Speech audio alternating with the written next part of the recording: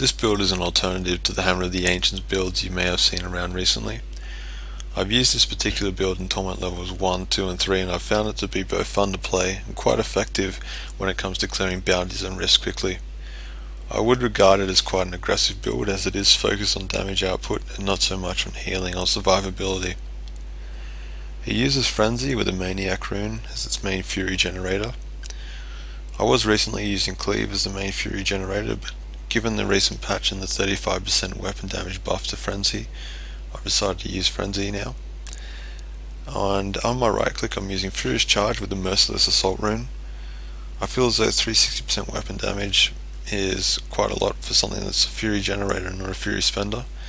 And the Merciless Assault rune is quite powerful when you're dealing with a pack of 5 or more, as charging through them will just about instantly reset the cooldown of Furious Charge, allowing you to just go back and forth through them.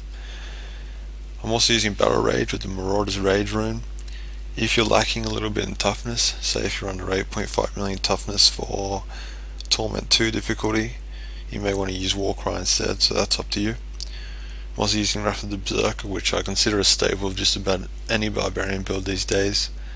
And I'm using the Insanity rune as I feel that is just the most powerful of the runes for Wrath of the Berserker.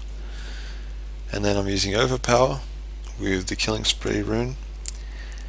The Killing Spree rune gives you 8% additional crit for 5 seconds after using Overpower, and that helps reset the cooldown of Overpower itself, as critical hits have a chance to reduce the cooldown of Overpower by 1 second. So if you couple that with a diamond in your helm, you can be using Overpower, which is cost you absolutely nothing in terms of Fury to use, quite frequently. And as the main Fury spender, and just about the only Fury spender, Whirlwind, I'm using the Volcanic Eruption rune. But if you're lacking a bit in terms of survivability or Fury generation, you might want to sub in either the Blood Funnel or Wind Shear rune, but that's up to you and dependent on your gear. As far as the passive skills are concerned, I'm using Ruthless, Bloodthirst for a bit of healing and survivability, Brawler, and Weapons Master for more damage. As far as Paragon points are concerned, I spend most of my core points in Strength. I spent 26 in movement speed there just to max out movement speed at the cap of 25%. So that's my boots there that add 12% and movement speed there that add another 13. As far as offense is concerned, I've put all my points into critical hit chance.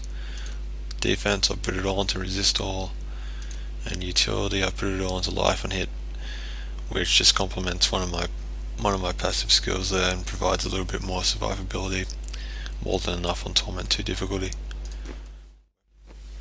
As far as gear is concerned, you want to first aim for about 8.5 million toughness if you plan on running Torment 2 difficulty most of the time.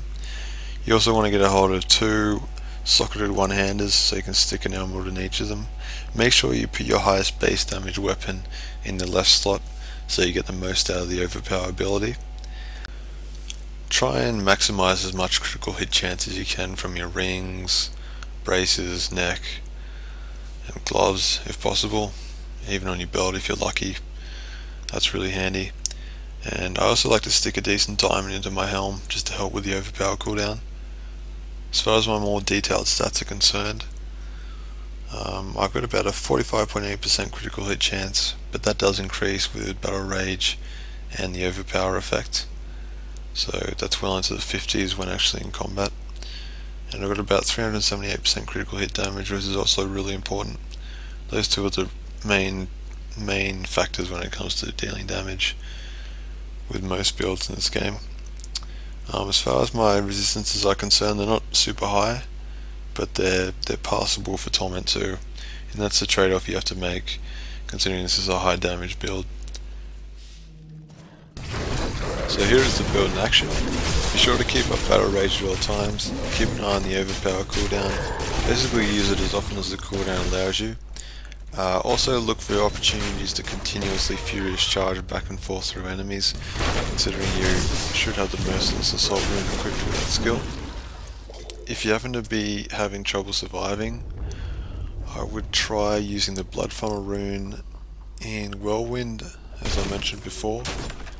Also try using some more defensive passives than the ones I listed in this video. And we'll try some more life and hit gear. Anyway, enjoy the build.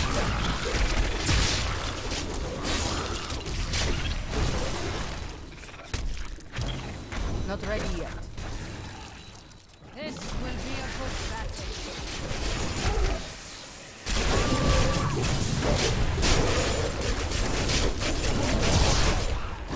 Need more time.